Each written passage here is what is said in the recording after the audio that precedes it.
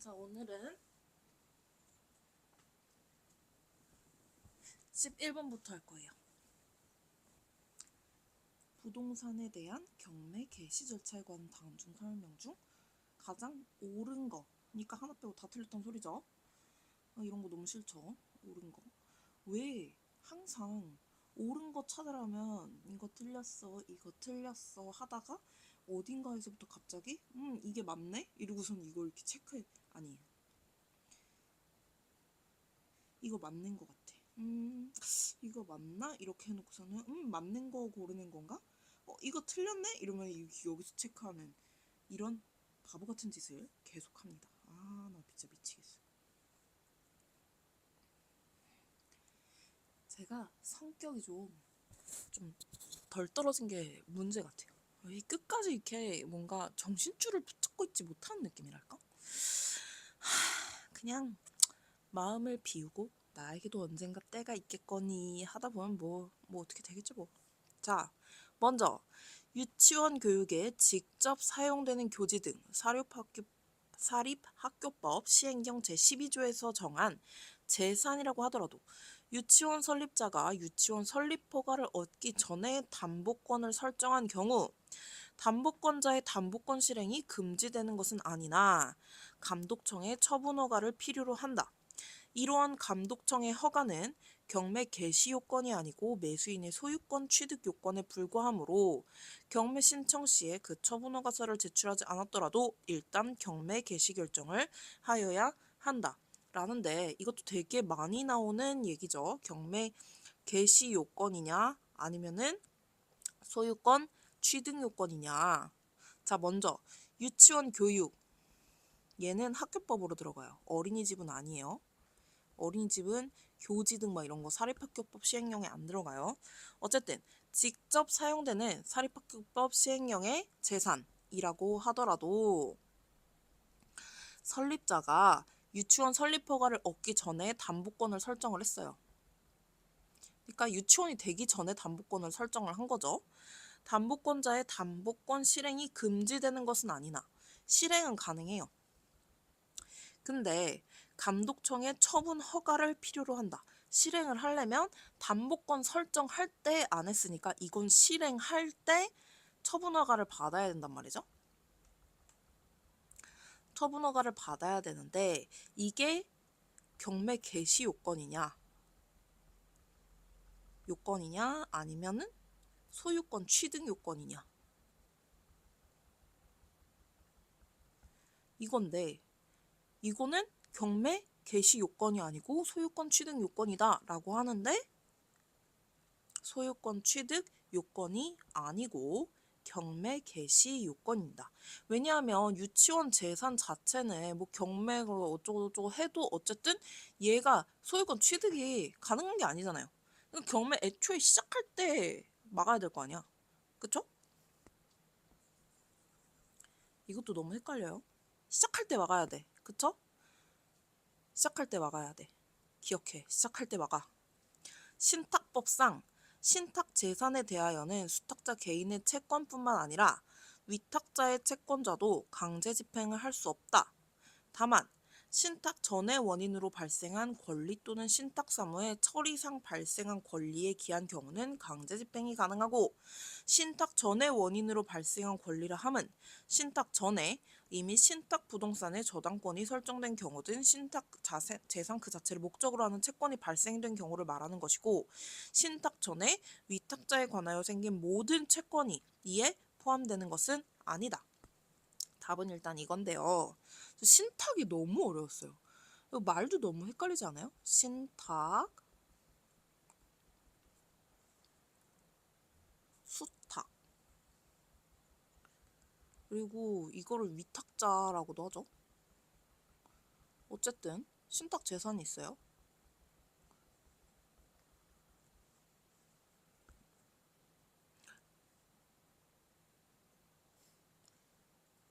신탁 재산에 대해서는 수탁자 개인의 채권자뿐만 아니라 위탁자의 채권자도 강제 집행을 할 수 없다. 위탁자의 채권자든 수탁자의 채권자든 어쨌든 강제 집행이 안 돼요.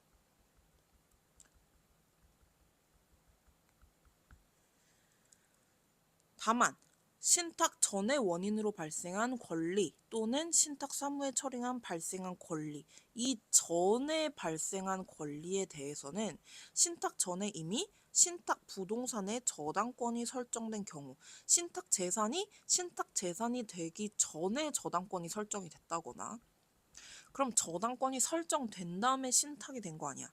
신탁 재산 그 자체를 목적으로 왜 이래? 신탁재산 그 자체를 목적으로 하는 채권이 발생된 경우를 말하는 것이고, 등이니까 얘가 여기에 포함되는 거겠죠. 신탁 전에 위탁자에 관하여 생긴 모든 채권이 이에 포함되는 것은 아니다. 얘가 가진 모든 채권이 포함되는 것은 아니다. 뭔 말이에요? 뭔가 권리가 발생을 했어. 뭐 저당권이 됐든 뭐가 됐든. 그리고 신탁 재산에 대해서 그 신탁이 게시가 됐어요. 그러면은 그리고 나서 이 부분에 만약에 권리를 행사를 할 때 무조건 위탁자의 모든 재산이 여기에 다 들어가는 거 아니고 신탁 재산에 관련된 권리로만 행사할 수 있다. 아무리 신탁 전에 저당권을 설정을 해놨다고 하더라도 신탁 재산 말고 위탁자의 모든 재산에 대해서 그거를 강제 집행할 수는 없다. 뭐 이런 말이겠죠. 자, 최선순위. 소유권 이전 등기 청구권의 보전을 위한 가등기가 있는 부동산에 대한 경매 신청에 따라 경매 절차를 진행할 경우 경매 절차 진행 중에 최선순위 가등기권자가 본등기를 마치면 경매 대상물이 채무자의 소유가 아니라 제3자인 가등기권자의 소유로 귀속되어 민사집행법 96조 제1항에 따라 매각 절차를 취소하여야 하는 위험이 발생할 수 있으므로 최선순위 소유권 이전 등기 청구권의 보전을 위한 가등기가 있는 부동산에 대한 경매 신청은 기각하여야 한다. 자, 소유권 이전 등기 청구권 가등기가 있어요. 자, 근데 청구권에 보전을 위한 가등기가 있어요.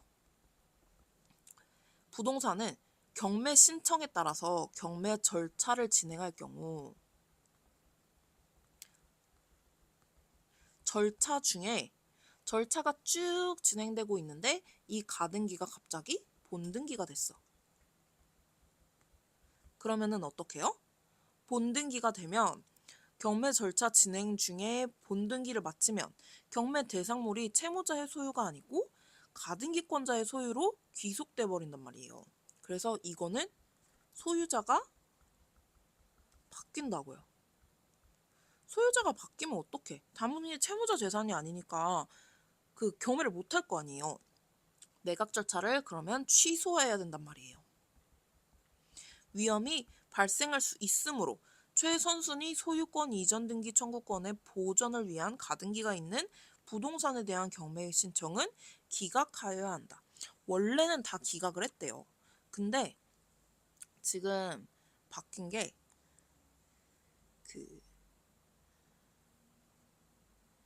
가등기가 순위 보전의 효력밖에 없어서 그 부동산에 대해서 압류의 등기를 하고 그냥 경매 절차를 속행을 한대요. 그래서 순위 보전 효력에 의해서 매각 절차를 속행할 수 없게 되면 그 다음에 이제 저기를 하면 되는 거지. 굳이 애초에 이게 있다고 해서 바로 이제 경매가 무조건 안 돼 할 필요는 없다는 거죠. 이게 될지 안 될지도 모르는 거잖아. 그러니까 무조건 기각해야 된다 이거 아니고 일단 집행을 하되 혹시라도 이게 생기면 그때 가서 취소를 한다는 거죠.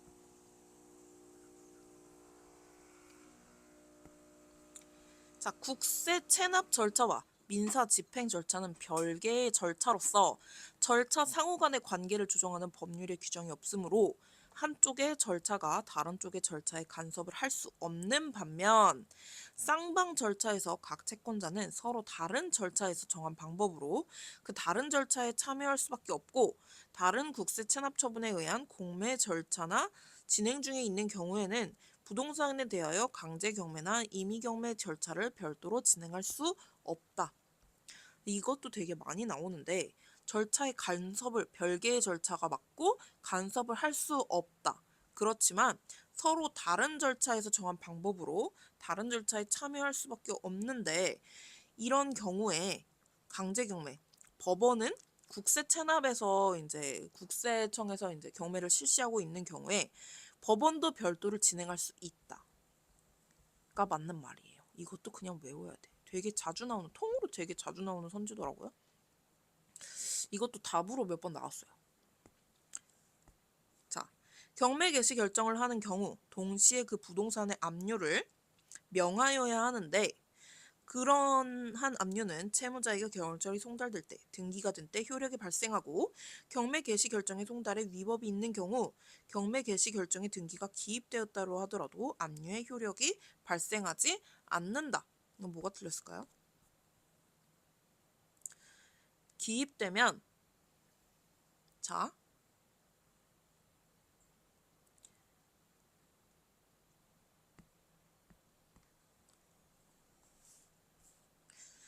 경매 개시 결정을 했어요.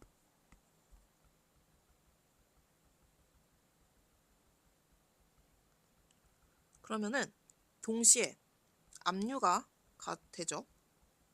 그러면은 이게 채무자한테 송달이 되고 등기가 돼요.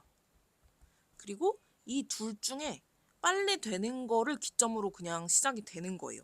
그러니까 채무자에게 그 경절이 송달되었을 때 등기가 된 때 효력이 발생하고 경매 개시 결정의 송달이 위법이 있는 경우에 등기가 기입되었다 하더라도 효력이 발생하지 않는다는 틀렸고 둘 중에 하나 먼저 되면 무조건 그냥 그 효력이 발생을 하는 거예요. 그러니까 등기가 기입되면 효력이 발생하겠죠.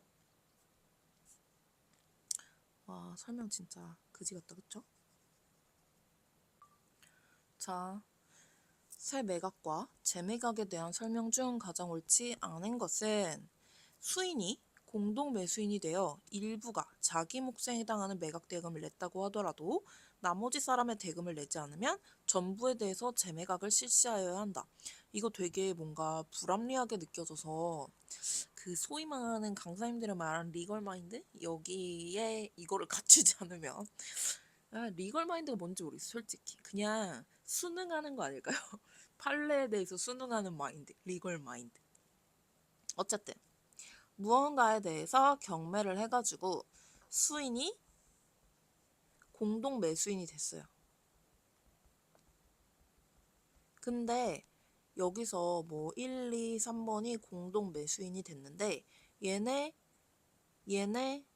뭐 4번까지 있다고 하자. 얘네는 대금을 냈어요. 근데 얘네는 대금을 안 냈어. 그러면은 경매가 자체가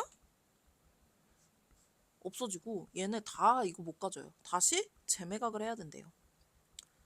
억울하죠? 그러니까 공동매수인 잘 만나야 되는 걸로. 누가 돈 안 내고 나 못할 것 같아 이러고 튀어버리면 진짜 노답인 걸로. 그런 사람 너무 짜증나는데.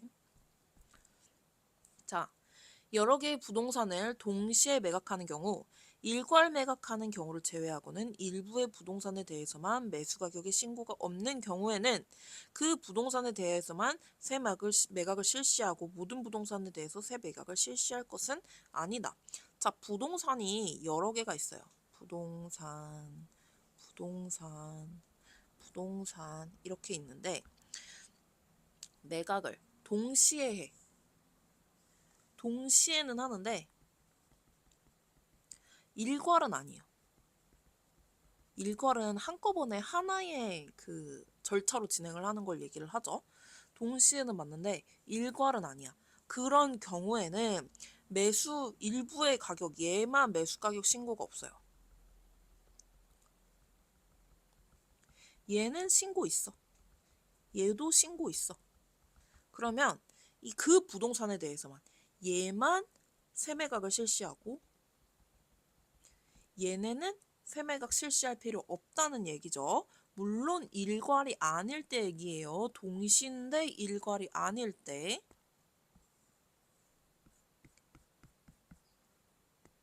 그 다음 자, 경매 법원은 상당한 기간을 두고 매수인에게 대금 지급 기한을 통지하여야 하고 통지를 하지 않거나 통지서가 송달 불능된 것을 간과하고 지정된 매각 대금 지급 기합까지 대금을 지급하지 않았다고 하여 재매각을 명하게 되면 위법하다.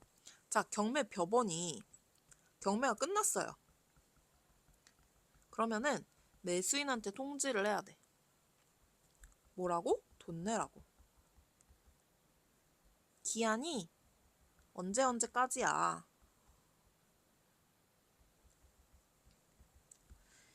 그러고 통지하고 통지를 만약에 안 했어. 기한을 얘기를 안 해줬어. 통지서가 안 갔어. 보내긴 했는데 통지서가 안 갔어. 그리고 이거를 법원이 몰랐어. 그러면은 이 매수인은 몰랐잖아요. 대금 지금 기한을. 그러면은 대금을 얘가 저 몰랐는데요. 지급을 안 했잖아. 이거 취소야 라고 할 수가 없다. 왜? 몰랐으니까 매수인은. 그래서 너 취소야 했는데 재매각을 이랬을 때 재매각을 명하게 되면 위법하다. 매수인한테 제대로 알려주고 해라 라는 거죠. 자, 그 다음 세매각에서 가격 저감에 대해서는 즉시항고로 다툴 수 있다. 자, 이거는 아니에요. 그냥 외워야 돼. 저 진짜 모르겠거든요. 모르겠다는 게 아니고 읽을 땐 알겠는데 머릿속에 진짜 안 박혀요. 이게 도대체 왜? 가격 저감에 대해서는 즉시항고로 다툴 수 있는 방법이 없대요. 법에 그렇게 안 나와 있대. 그러니까 그냥 닥치고 외워. 세매각의 가격 저감에 대해서는 즉시항고가 안 된다. 그냥 외우라고.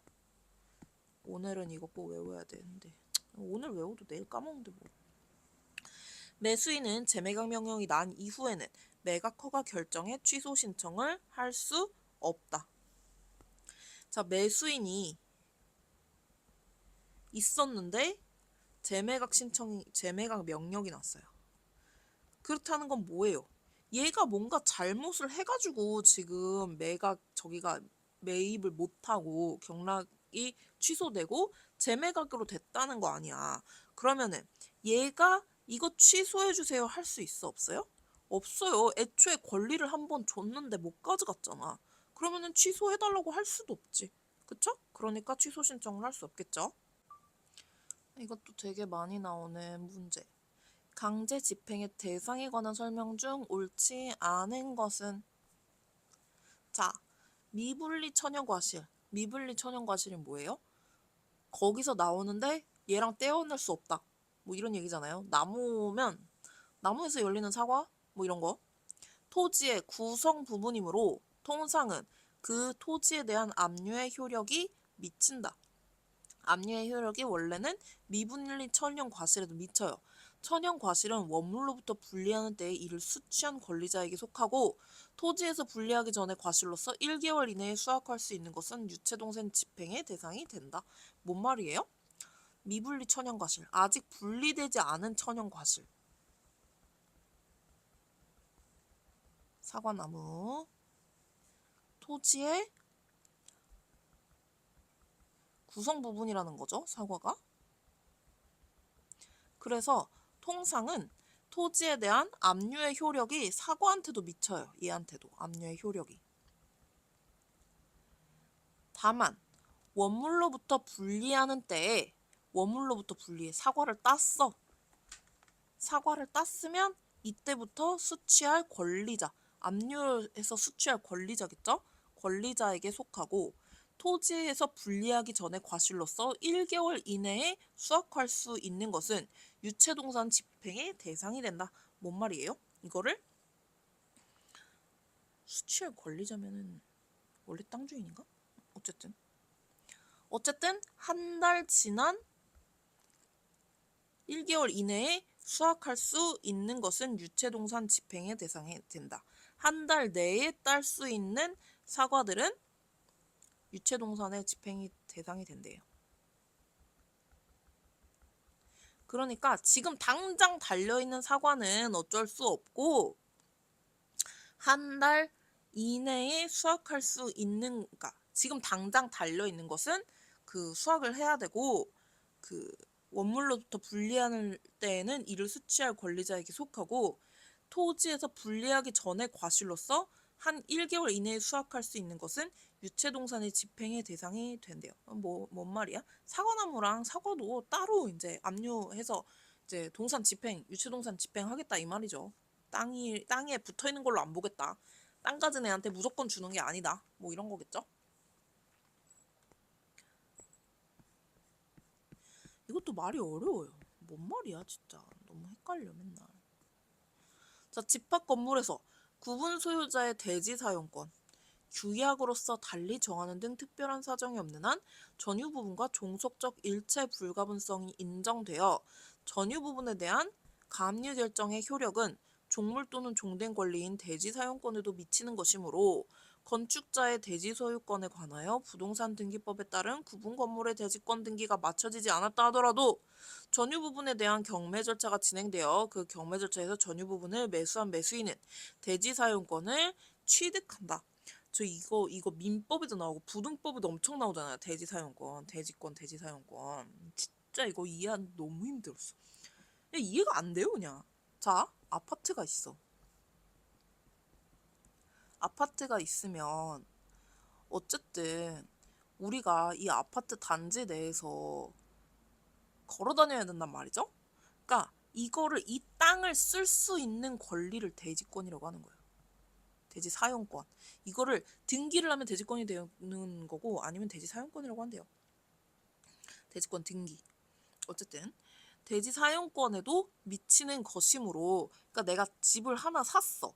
그러면은 이거를 저 전유 부분도 같이 살게요. 이러지 않았다고 하더라도 종속적으로 일체 불가분성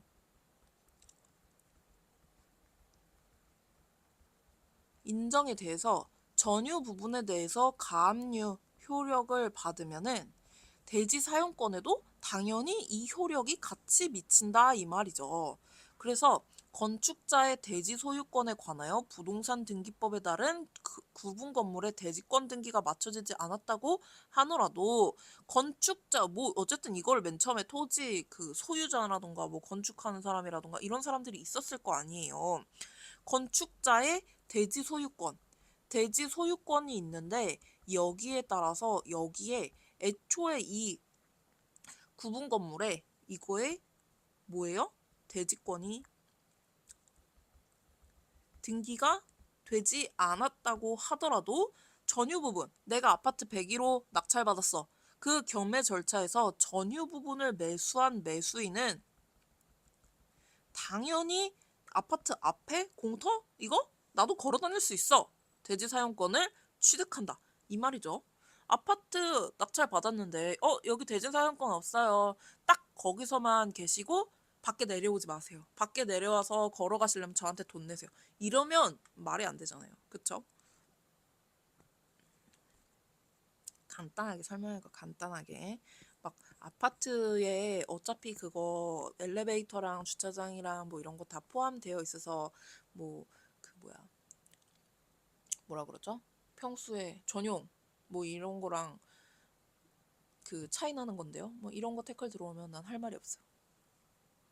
왜냐면 제가 처음에 그딴 태클을 걸었거든요. 그런 게 아니잖아요. 공장재단, 광업재단을 구성하는 기계, 기구 등은 동산이라 하더라도 유체동산 집행의 대상이 될 수 없고 저당권의 목적물인 토지, 건물, 광업권 등과 함께 부동산에 대한 강제 집행의 방법에 의해서 경매를 할 수 있을 뿐이다. 공장재단, 자 공장이 있어요. 공장이 있는데 여기에 내부에 있는 기계들은 한꺼번에 경매를 해야 된대요. 토지랑 다 같이. 기계, 기구 등은 동산이라 하더라도 유체동산 집행의 대상이 될 수 없고 토지, 건물, 이 강업권 이런 것들과 함께 강제 집행 한꺼번에 해야 된대요. 이것도 그냥 외워야지. 되게 자주 나오는 것 중에 하나더라고요. 부동산 등기법에서도 자주 나오는 것 같아요. 채권 담보를 목적으로 하는 가등기상의 권리, 부동산 환매권 등은 모두 그 밖의 재산권에 대한 강제 집행이 될 수 대상이 있을 뿐이고 집행의 목적은 되지 않는다. 채권 담보를 목적으로 하는 가등기상 권리, 환매권.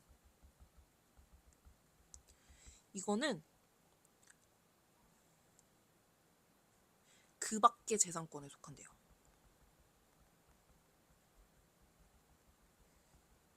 그래서 강제 집행의 대상이지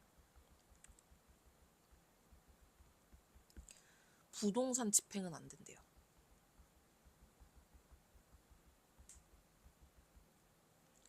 이거 잘못 썼다. 강제 집행만 되고 부동산 집행은 안 된다. 이것도 외워야 돼요. 이것도 근데 꽤 자주 나오는 것 같아. 압류, 그 밖의 재산권 뭐 이런 거. 가등기상의 권리, 환매권, 강제 집행의 대상 이러니까. 근데 부동산 환매권은 아무래도 부동산이라는 이름이 껴있어서 부동산 집행의 목적이 되지 않는다. 이러면 좀 처음에 되게 이상하더라고요. 느낌이. 부동산인데 부동산 집행이 안 돼? 그러니까 이런 느낌? 구분 소유권의 객체로서 적합한 물리적 요건을 갖추지 못한 건물의 일부는 그에 관한 구분 소유권이 성립할 수 없는 것이나 건축물 관리 대장상 독립한 별개의 구분 건물로 등재되어 있고 등기부 상에도 구분 소유권의 목적으로 등기되어 있어 이러한 등기에 기초하여 경매 절차가 진행되어 매각 허가를 받고 매각 대금이 납부되었다면 매수인은 소유권을 취득한다. 틀렸죠?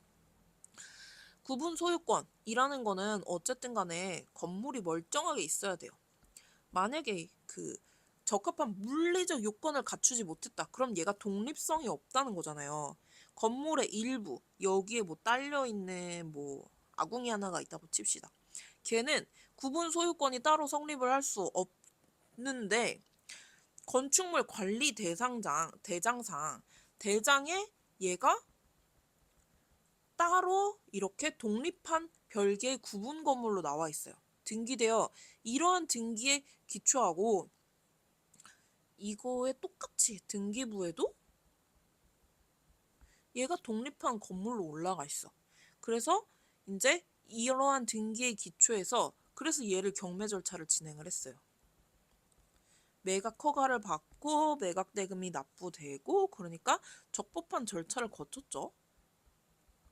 근데 애초에 얘가 독립한 건물이 아니니까 소유권을 취득할 수 있어요? 없어요?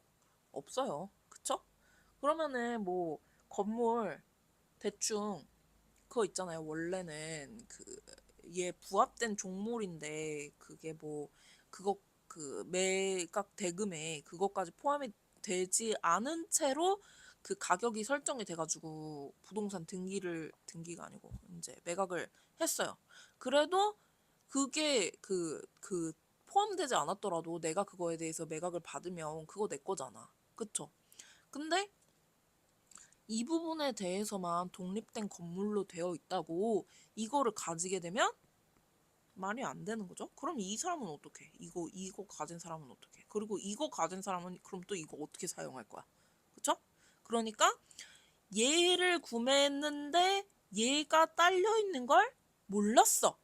그래서 그거를 금액에 안 넣었어.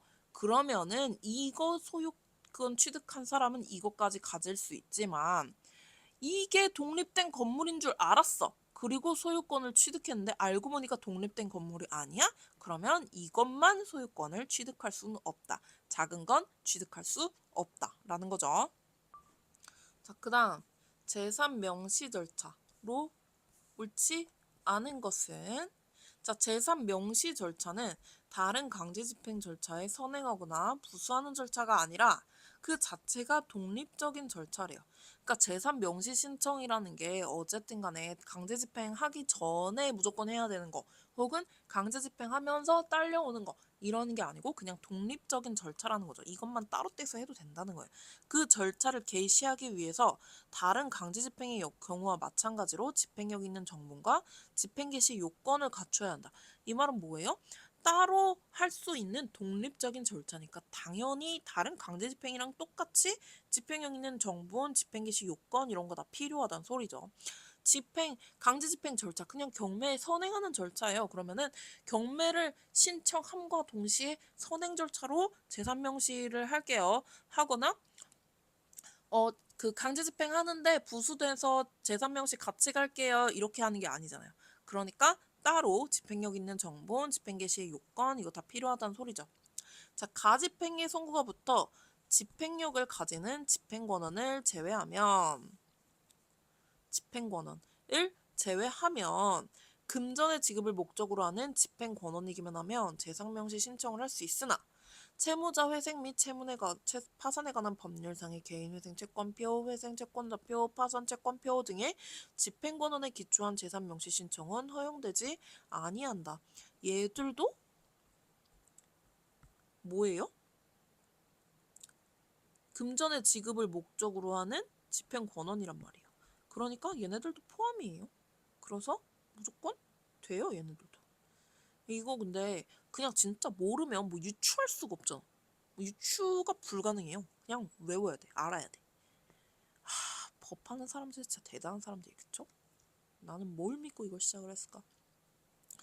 채무자에 대한 재산 명시 명령의 송달은 민소법의 우편 송달이나 공시 송달의 방법에 의할 수 없지만 채무자가 재산 명시 명령을 송달받은 뒤 송달 장소를 바꾸고도 취지를 법원에 신고하지 아니하여 송달할 장소를 알 수 없는 경우 종전에 송달받던 장소에 등기우편 발송의 방법으로 송달할 수 있고 서류를 발송한 때에 송달된 것으로 본다. 자, 재산 명시 신청 해가지고 재산 명시 명령이 내려왔어요. 근데 우편 송달, 공시 송달 이런 거는 안 되고 어쨌든 채무자가 이 이후에 송달이 받았어. 송달은 받았는데 후에 주소를 바꿨어. 근데 신고를 안 했어. 그러면은 이거를 계속 송달을 해야 되는데 송달 장소를 알 수가 없잖아요. 그럴 경우에는 종전에 송달받던 장소에 원래 주소에다가 그냥 그 등기우편으로 갖다 놓고 그러면은 그 보냈을 때 발송했을 때 송달된 것으로 본대요. 발송했을 때 이거 발송, 송달 혹은 뭐 받았을 때 뭐 이렇게 바꿔놓으면 너무 짜증나. 범위도 넓은데 문제를 꼭 그렇게 치사하게 내야 되나? 재산 명시 신청을 각하 기각하는 결정에 대해서 채권자는 즉시 항고를 할 수 있으나 재산 명시 명령에 대해서 채무자는 즉시 항고가 허용되지 아니하고 재산 명시 명령을 송달받을 날부터 일주일 이내 이의 신청을 할 수 있다. 그러니까 뭔 말이에요? 재산 명시 신청 했는데 여기서 각하나 기각이 나왔어요. 그러면은 채권자는 즉시 항고를 해요.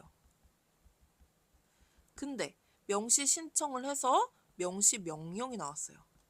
그럼 이거에 대해서 당연히 채무자는 빡치겠죠.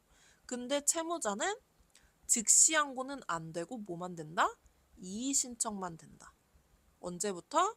송달받은 날부터 일주일 내에 이의 신청을 할 수 있다라는 거죠. 이것도 일주일 이거 숫자 바꾸는 거 아시죠? 채권자 채무자 말 바꾸는 거 아시죠? 즉시 항고 뭐 특별한 거 이거 바꾸는 건 말할 것도 없고. 다음에 채무자가 재산 명시 기일에 불출석한 경우 기일이 연기되지 않는 한 새로운 명시 기일을 열지 않고 감치 재판 절차로 넘어가지만 채무자가 감치의 집행 중에 재산 명시 명령을 이행하겠다고 신청한 때에는 바로 명시 기일을 열어야 한다. 자, 재산 명시 기일이 열렸어. 채무자가 불출석했어. 근데 기일이 연기된 것도 아니야. 그러면은 그 명시 기일을 새로 여는 게 아니고 바로 감치 재판으로 넘어가요. 근데 감치의 집행 중에, 그리고 집행으로 가겠죠. 집행 중에 재산 명시 명령을 할게요 이행하겠다고 신청을 하면 바로 명시 기일을 열어야 한다. 이것도 막 바꿔서 나오더라고요. 명시 기일이 아니고 뭐 감치를 뭐 중단하고 뭐 어쩌고 뭐 이런 식으로 나오더라고요. 기일이 연기되지 않는 한. 이 부분 많이 바꿔요. 명시 기일을 열어야 한다. 오늘의 마지막 15번. 처분 금지 가처분. 처분을 금지하는 가짜 처분. 그러니까 당장 처분을 하는 건 아니고 이렇게 걸어놓는 거죠. 옳지 않은 것은 피보정 권리가 없음에도 불구하고 처분금지 가처분 결정을 받아 이를 집행하였고, 이건 사기 아닙니까? 이후 그 가처분에 따른 본안소송에서 가처분권자와 채무자 사이에 소송상 화해가 이루어져 화해조서에 기하여 가처분권자 명의의 소유권 이전 등기가 격려된 이상, 이건 사기야. 가처분을 가지고 후에 이루어진 처분금지 가처분의 권리자에게 대항할 수 있다. 자, 채권자가 피보정 권리가 없어요. 근데 없음에도 처분금지 가처분 결정을 받았어. 집행을 했고 가처분에 따른 본안소송에서, 그래서 이거를 받아가지고 지금 이게 본안소송으로 넘어갔단 말이죠. 본안소송에서 지금 채무자하고 뭘 했어요? 소송상 화해를 했어요. 화해조서에 기하여 가처분권자 명의의 소유권 이전 등기가 격려된 이상, 그러면 결국 얘한테 소위 등이 들어갔다는 그 말이겠죠? 소유권이 들어갔단 말이야. 가처분을 가지고 이 가처분을 가지고 후에 이루어진 처분금지 가처분의 권리자에게 대항할 수 있다. 후에 다른 다른 가처분권자, 다른 채권자, 이게 대항을 할 수 있다, 없다? 없다. 왜? 애초에 없는 피보정 권리로 사기친 거니까. 그쵸? 뭐 이런 경우가 다 있어? 판례를 보면 참 쓰레기들이 많아요. 자, 부동산 처분금지 가처분 등기가 유효하게 기입된 이후에도 가처분 채권자의 지위만으로는 가처분 이후에 격려된 처분 등기 말소 청구권은 없고, 등기가도 가처분 이후에 이루어진 가처분 위반 등기를 직권으로 말소할 수 없다. 부동산 등기법 보면 그 등기관이 직권으로 말소할 수 있는 경우는 그렇게 많지 않더라고요. 그래서 처분금지 가처분 등기가 됐어요. 등기가 유효하게 기입이 됐어요. 가처분 채권자의 지위만으로는, 근데 채권자의 지위만으로는 가처분 이후에 격려된 처분 등기, 이거에 대해서 말소 청구권은 없어요. 등기관도 가처분 이후에 이루어졌다고 하더라도 가처분 위반 등기를 직권으로 말소할 수 없다 라고 얘기를 하는 거. 왜 안 되는 거지? 어쨌든 처분금지 가처분이라는 것 자체가 처분 등기를 막겠다는 소린데, 이 등기관이 뭐 실수를 했든 뭘 했든 처분 등기가 이루어졌단 말이에요. 근데 이 부분에 대해서 채권자가 말소 청구를 할 수는 없고 말소 청구권은 없대요. 등기관도 이 직권말소할 수 없어요. 직권말소는 거의 못해. 결국 못한다는 거죠. 가처분 채권자의 지위만으로는 가처분 이후 격려된 처분 등기의 말소 청구권은 없대요. 그래서 가처분 위반의 등기가 소유권 이전 등기 시에 말소되지 아니한 채 남아있다면 말소해야 할 등기상의 부담이라고 보아야 한다. 그래서 뭐 이게 힘이 별로 없다, 뭐 이렇게 보면 될 것 같아요. 처분금지 가처분 등기권자라고 하더라도 처분 등기가 유효하게 등기된 이상 그 부분에 대해서 말소해달라고 청구할 권리는 없다. 애초에 못하게 잘 막자. 아파트에 대한 분양금지 가처분 결정. 분양하지 마. 받았다고 가처분 등기가 경료되기 이전에 가처분 채무자가 그 가처분의 내용에 위반하여 처분행위를 했어요. 3자 명의의 소유권 이전 등기가 마쳐진 경우 소유권 이전 등기는 완전히 유효하다. 자, 2번이랑 비슷한데 어쨌든 아파트 분양금지를 하지 말라고 했잖아요. 가처분 결정을 받았단 말이에요. 근데 등기를 해야 되는데 등기하기 전에 이미 처분행위를 해버렸어. 그리고 제3자한테 소유권이 넘어갔어. 그러면은 소유권 이전 등기는 유효하다는 거죠. 왜 제3자는 선의의 제3자일 테니까 선의의 제3자는 보호를 해야 되죠. 그래서 이 소유권 이전 등기는 완전히 유효하다. 선의의 제3자도 되게 헷갈려요. 누구는 선이고 누구는 아니고. 부동산의 전득자가 양수인 겸 전매인에 대해서 소유권 이전 등기 청구권을 보존하기 위하여 양수인을 대위하여 양도인을 상대로 처분금지 가처분을 한 경우 그 가처분 후에 양수인이 양도인으로부터 경료받은 소유권 이전 등기는 위 가처분의 효력에 위배되지 아니하여 유효하다. 자, 부동산이 있고 원래 소유자가 있었는데 이거를 이제 누가 샀어요. 전득자가 양수인 겸 전매인에 대한 이거를 이제 전매인 아니지 소유권 이전 등기 청구권을 얘가 전매인이겠죠?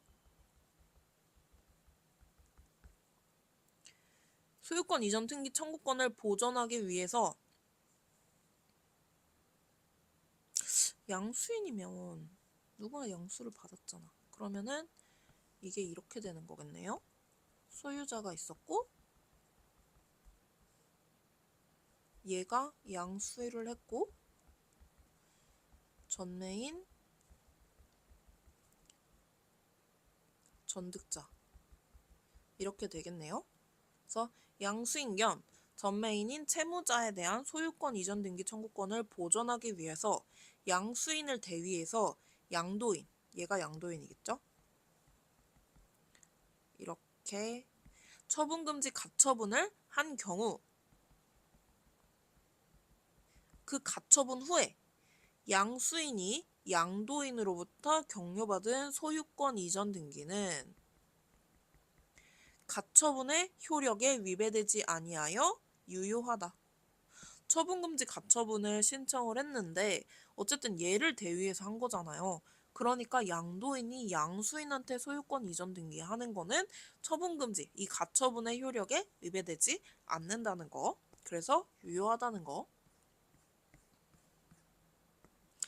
자, 부동산에 관하여 처분금지 가처분에 등기가 된 후에 가처분권자가 본안 소송에서 승소 판결을 받아 확정이 되면 피보전 권리 범위 내에서 가처분 위반 행위의 효력을 부정할 수 있고 이와 같은 가처분의 우선적 효력은 위반 행위가 체납 처분에 기한 것이라 하여 달리 볼 수 없다. 부동산에 관하여 처분금지 가처분에 등기가 됐어요. 가처분 권자가 그리고 본안 소송을 했는데 승소를 했어요. 확정도 됐어. 그러면은 피보전 권리 범위 내에서 가처분 위반 행위의 효력을 부정할 수 있고 근데 등기를 했는데 만약에 뭐 처분 행위를 했어. 그러면은 이 채권자는 피보전 권리가 있을 거 아니에요. 근데 이 피보전 권리에 대해서 이 처분 행위를 효력을 부정을 할 수가 있다는 소리죠. 나 이 정도 저기가 있는데 권리가 있는데 그러니까 여기서 이만큼 무효야 이렇게 할 수 있다는 거죠. 이와 같이 가처분의 우선적 효력 이런 걸 가처분의 우선적 효력이라고 한대요. 위반 행위가 체납 처분에 기한 것이라고 하여 달리 볼 수 없다. 그러니까 피보정 권리는 뭣도 된다? 세금. 체납에 대해서도 피보정 권리는 유효하다라는 거죠.